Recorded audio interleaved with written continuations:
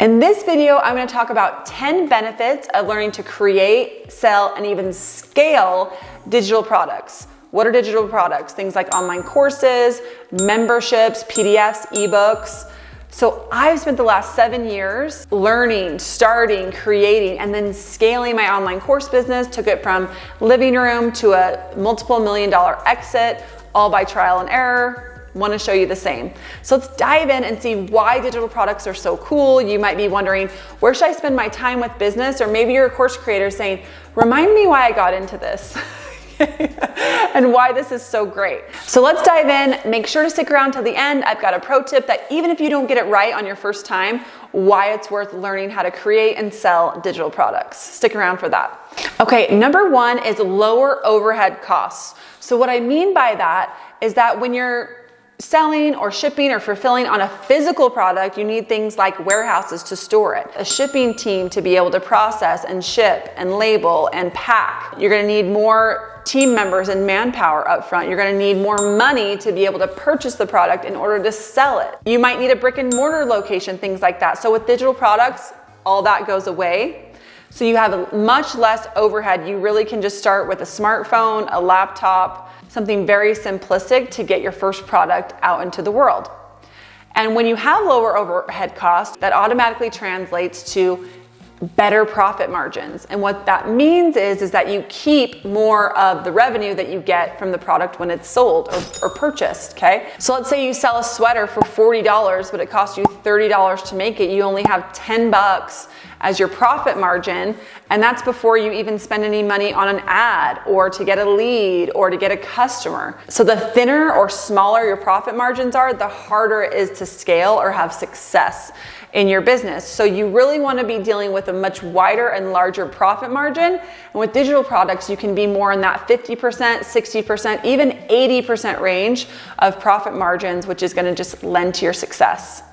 Number two is that the internet is a huge market. So even if you think somebody is out there doing the same thing that you want to do, there's so much opportunity to launch and sell ASAP with a digital product.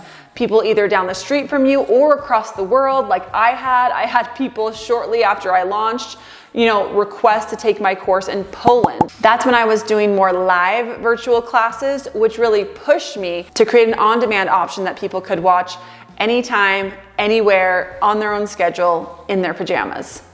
Okay, so number three is that there's lower barriers to entry. If you think about big brands for physical products of household items, things like toothpaste or mouthwash or cereal, laundry detergent, even if you get amazing sales, you're gonna have to move heaven and earth with money and influence to be able to even get next to those products on the shelf for physical products. Whereas barrier to entry for a digital product is so low, right? You just use your camera or your phone, your laptop. That's all you really need to be able to teach something that's within your zone of genius or something that you know that other people want that knowledge and they don't have it. So there's a low barrier to entry. You can launch ASAP without a lot of money, employees, or even a lot of time. Number four is you make it once, sell it forever. So you don't have to think about, okay, this one's sold, so I gotta make another one, I gotta make another one, I gotta make another one, right? You make it once, so you create your modules, you create your transformative experience, whatever that is, and then you can just keep selling it, keep selling it, keep selling it. That also goes into the cost. So you might have some cost of time or hardware or software that you need to use to be able to first create, then to sell, then to fulfill digital products. But once it's made, you can keep selling it and keep selling it. You're not always going back to the drawing board for a new collection or a new style. What I will say there is that you can't just fix it and forget it when it comes to a program or a course. You are going to be having to reach out frequently for feedback so you can keep improving your product and make sure that those who go through your course or program are giving you like a 9 or a 10 score on their customer experience. You don't want them to fall in the 0 to 6 because they fall into that detractor and they'll actually harm your business if the product is not what you're promising it to be. So that's why it's so important that yes, create a great product, but don't worry about it being perfect. It's not going to be your forever product. You can make those changes and iterations as you go, as long as you're staying in contact with your customers, you're sending out surveys, you're getting a read on how they're receiving your product, so you know that, hey, it's good for the time being, or I need to add this and this in the next week, month, 3 months. Number 5 is that digital products are always in stock, okay? You don't run out of stock of your program. Now, you may have to consider things like if you're using certain softwares that have a limit on user number, hey, the limit is 50 with your plan, or the limit is 500 with your plan, or 1,000. You may have incremental costs go up as you sell more and your community and your student base gets bigger, but know that that product is always going to be in stock and ready to be fulfilled. Obviously, make sure that you're maintaining your site or wherever the course is hosted so things don't break or the customer doesn't get the product that they purchased. You also may consider a little strategy here so it doesn't appear that the product is always in stock or readily available. That's going to really help with the urgency element that will really push people over the fence and make them purchasers a little bit faster. If you're saying things like, we only let 10 people in the program per week, or we only let 100 students in per month so we can focus on those students. Or you may use an open cart, closed cart approach, things like launches, so that people know that they only have limited windows to get into your program. It just makes it appear a little bit more exclusive, and you may end up getting more sales overall using that strategy. But there are a lot of course creators that just keep an open cart and utilize other tactics for urgency, things like time-sensitive offers inside of a webinar or something like that. Number 6 is that you can have unlimited product types, which is so cool, without needing to go and get a really expensive mold or something like that for a physical product.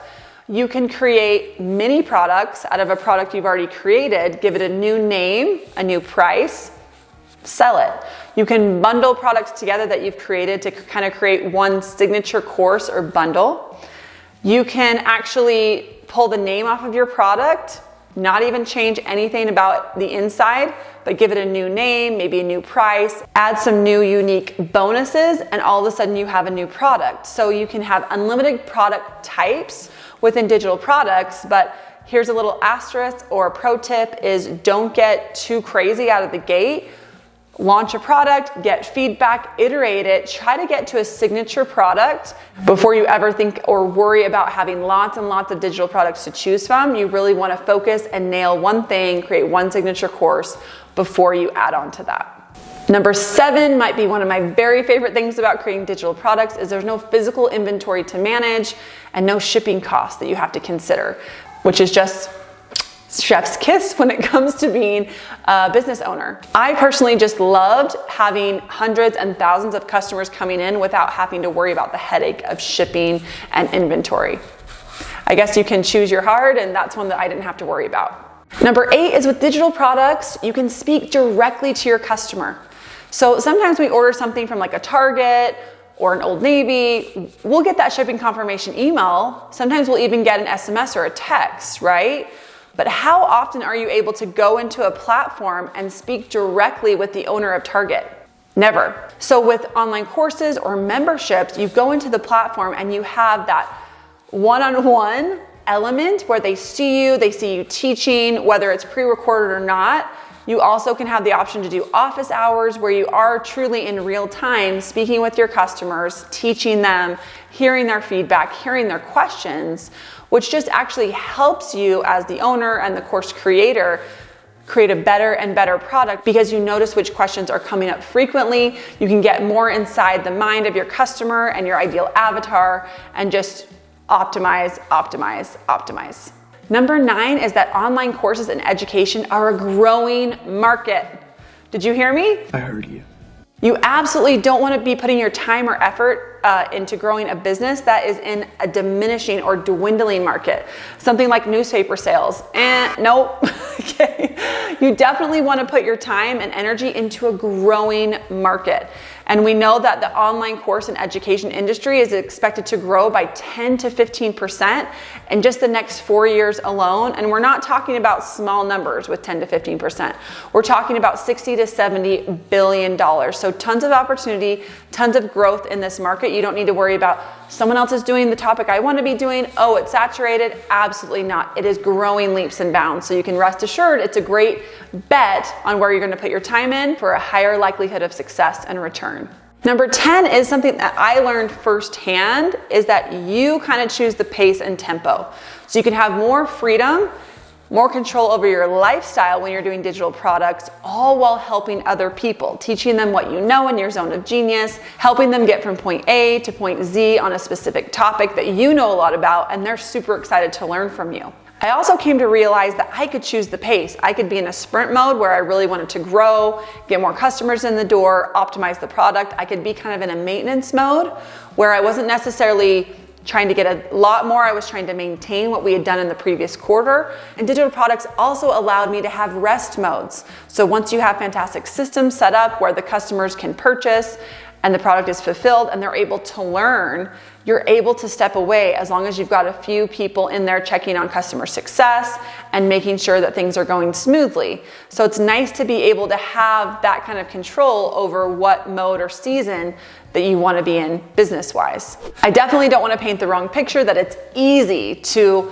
launch and sell and maintain, a high level of success with online courses. It's not an easy thing, but with anything, absolutely possible with consistency, grit, and just never giving up. That's the secret to success, is just continue to move forward, continue to try new things, and to learn based off of what you've tried. And my pro tip here is that even if you don't get it right the first time, but you get those skills of how to create, launch, sell, and scale digital products, it is so much easier to pivot than from physical products where maybe you already have a brick and mortar, maybe you've already put X amount of money into inventory. As long as you're smart about how you're going about it, testing it, and learning as you go, so much easier to pivot into a different topic or focus once you learn those skills of digital products. So hope you enjoyed this video. Let me know what your favorite one was out of all 10 tips. Let me know where you are in the process of digital products or courses, if you've launched, thinking about launch, or you're already scaling to the moon. Give me a comment in the comments, and don't forget to subscribe. See you next time.